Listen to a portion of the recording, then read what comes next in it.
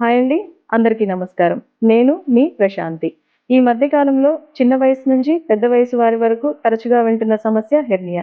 అసలు ఈ హెర్నియా ఎందుకు వస్తుంది? ఈ హెర్నియా రావటానికి కారణాలు, అలాగే హెర్నియా పేషెంట్స్ తీసుకోవాల్సిన జాగ్రత్తలు మరియు అసలు సర్జరీ ఎప్పుడు పడుతుంది అన్న విషయాలు సింగనగర్ ప్రశాంతి హాస్పిటల్స్ డాక్టర్ రవీంద్రారెడ్డి గారిని అడిగి పూర్తిగా తెలుసుకుందాం.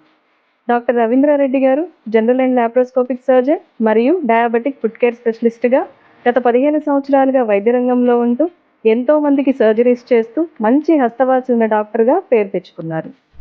డాక్టర్ గారు, మరి హెర్నియాకి సర్జరీ లేకుండా ఏదో బెల్ట్ వచ్చిందంట. మరి మీ డాక్టర్స్ ఏమో సర్జరీ కంపల్సరీగా చేయించుకోవాలి అంటున్నారు. మరి మేము ఏది నమ్మాలి? ప్రశాంతి గారు, హెర్నియా అంటేనే అబ్డామినల్ వాల్ మజిల్స్ వీక్‌నెస్ వల్ల లోపల నుంచి పేగులు, మొమెంటం బయటికి చొచ్చుకొని వస్తా ఉంటాయి. దానికి టెంపరరీగా బయట నుంచి బెల్ట్ పెడతం వల్ల మనం పర్మనెంట్ సొల్యూషన్ ఇవ్వలేము. పర్మనెంట్ సొల్యూషన్ ఓన్లీ సర్జరీ ద్వారానే ఇవ్వగలుగుతాం. సార్, మరి డాక్టర్స్ కూడా ఈ హెర్నియాకి బెల్ట్ ఎందుకు వాడుతున్నారు? బెల్ట్ అనేది కొన్ని సిట్యుయేషన్స్‌లో డాక్టర్స్ సేఫ్టీ కోసం వాడే మెజర్స్ మాత్రమే అండి.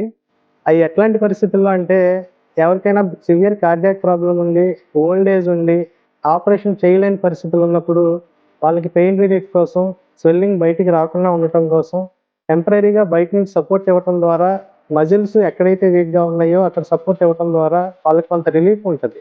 ఆపరేషన్ చేయలేం కాబట్టి టెంపరరీ రిలీఫ్ కోసం వాడతాం. లేదా ఏదన్నా చిన్న హెర్నియాలుండి ఆపరేషన్ డిలే అవుతుంది. ఒక 1 వీక్ డిలే అవుతుంది, 10 డేస్ డిలే అవుతుందన్నప్పుడు ఆపరేషన్ చేసేదాకా బెల్ట్ సజెస్ట్ చేస్తాం.